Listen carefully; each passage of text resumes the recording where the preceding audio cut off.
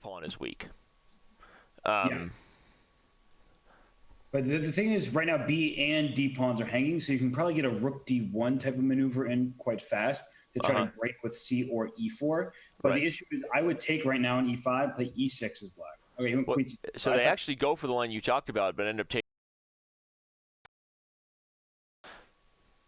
That was partly why I assumed that he might take with the D pawn instead, but.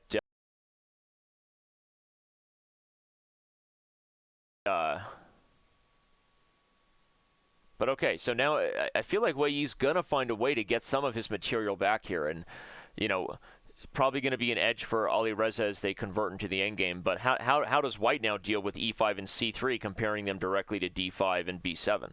I don't see anything easy here. It looks to me like Black has found his way out of this, because if you play a move like Queen takes D5, I think Black could even consider the move B6. Now that's a weird move to make, giving up the 2 rooks for the Queen. Yeah. But since so many of White's pawns are falling, I think it's a possibility.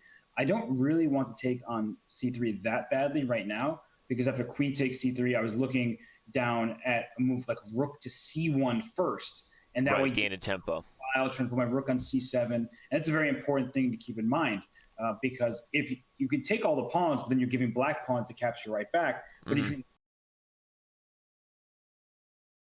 that could be a very useful tempo as the game